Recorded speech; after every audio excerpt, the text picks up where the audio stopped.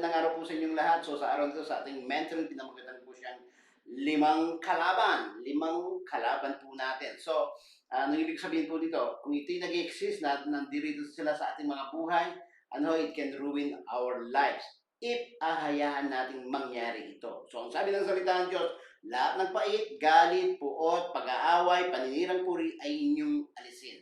Ephesians chapter 4, verse 31. Pait, galit, puot, pag-away, paninirang puri ay inyong alisin. Actually, ito pong limang ito, halos sama-sama sila pag nag-i-exist ang isa. Pag may puot, may galit, ayan, pag-aaway, paninirang puri. Pag may paninirang puri, siguradong may pait ka, may galit ka, may puot ka rin. So, almost they exist in just one event sa ating mga buhay. Kapag inayahan natin itong mga bagay na ito ay mag-exist sa mga buhay po natin. Kaya sabi niya, dapat mong alisin yan. Ang sabi ng Ephesians 4:31. Dahil mga lason po sila sa buhay po natin.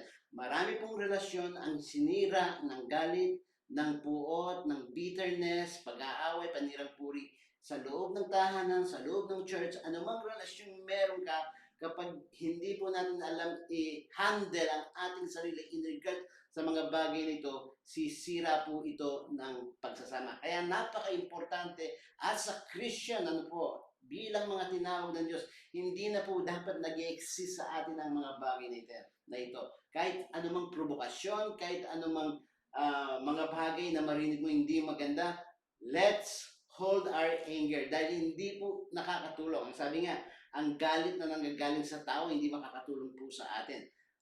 Kalimitan ay nagbibigay ito ng damage against dun sa kinagagalitan po natin. Dahil minsan, nagsusobra, nakakapagbura, nakagawa ka ng mga bagay na hindi po dapat gawin.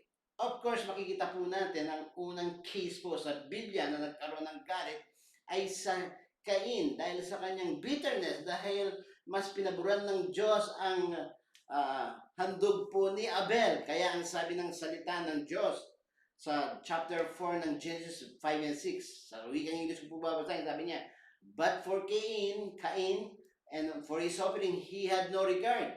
So Cain became very angry, and his countenance fell.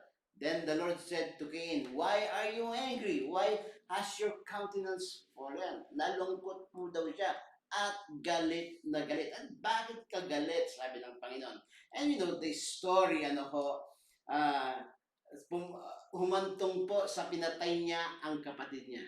At nagkaroon po siya ng katigasan ng puso. Kaya nga ang sabi ng Panginoon, nung tinanong niya, Cain, nasaan ang kapatid mo? Am I my brother keeper? So parang ako ba babysitter ng aking kapatid? So makikita po natin doon na yung puso niya ay tumigas na dahil sa galit. Kaya nga ang galit po talaga ay nagbibigay ng hindi magandang resulta sa ating mga buhay.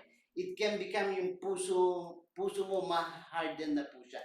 Titigas na po siya. Hindi ka na apektado sa anumang masasamang nangyayari. Hopefully, kung may anger problem po tayo, i-deal po natin yan kaagad sa ating Panginoon. And then, isa pa pong case na makikita po natin ay sa buhay po ni Moses. Sa Numbers 20 verse 9. So, dito po inutusan ng Panginoon na kausapin ni Moses ang bato upang lumabas ang tubig.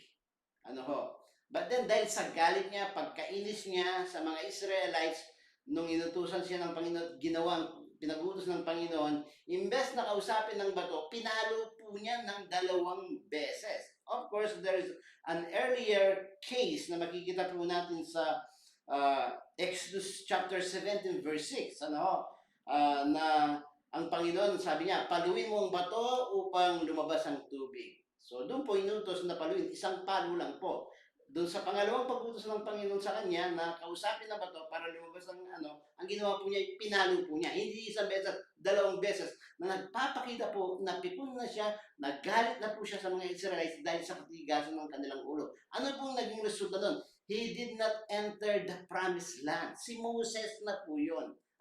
Dahil doon sa galit niya, imbes na sundin ng Panginoon, gumawa siya ng kanyang sariling kaparaanan na iniisip niya yung tama. And out of anger, pinalo niya yung bato, imbes na kausapin lamang. So makikita po natin doon na ang galit ay pwedeng maging sanhi po sa atin upang hindi natin maranasan ang blessing ng Panginoon. And then, ang last po na example na pagpapakita na ang anger, ano ho, puot, paninira ay hindi po makakabuti sa atin. Si King Saul po, sa salita ng Diyos, ang sabi po niya sa 1 Samuel 18:8, sa verse 18:8, sabi niya, Then Saul became very angry, for this saying displeased him. He said, They have described to David 10,000, to me they have ascribed 1,000. Now what more than can he have but the kingdom?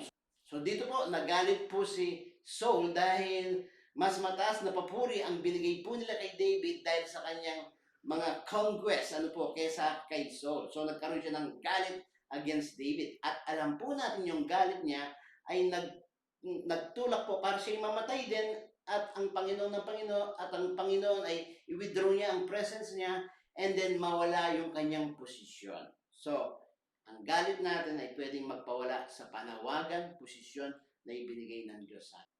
Kaya po itong limang ito ay very dangerous. Ano? Pait, galit, puot, pag-aaway, paninirang puri. So, get rid of these things. So actually po, meron pong solusyon na ibinigay sa atin ng salita ng Diyos sa the same chapter sa verse 2 and 3 ng 4 ng Efeso. Sabi niya, may lubos na kapakumbabaan, kaamuan, pagtatyaga. Pag may tyaga, pagpakumbaba, mahihirapan kang magalit, magkaroon ng puot, or ikaw ay manira ng puri dahil nagtsatsaga ka, na nagpaparaya sa isa't isa sa pag-ibig, na nagsisikap, sabi niya, nagsisikap na mapanatili ang pagkakaisa ng Espiritu sa buklod ng kapayapaan. Nagsisikap. So, it is an effort para po tayo ay hindi magalit. It's an effort para hindi po tayo magkaroon ng kaguluhan, division sa loob ng church. Amen. So, pait, galit, puot, pag-aaway, paninirang puri ay inyong alisin. Palitin ito ng pagpapakumbaba, kaamuan, pagtityaga, pagpaparaya, at sikaping manatili ang pagkakaisa sa pamamagitan ng Espiritong nasa atin po. God bless you all po. It's a simple mentoring, but I think it is very helpful po sa atin. Lalong-lalo na tayong hindi marunong mag-manage ng ating mga anger problem. God bless you all po.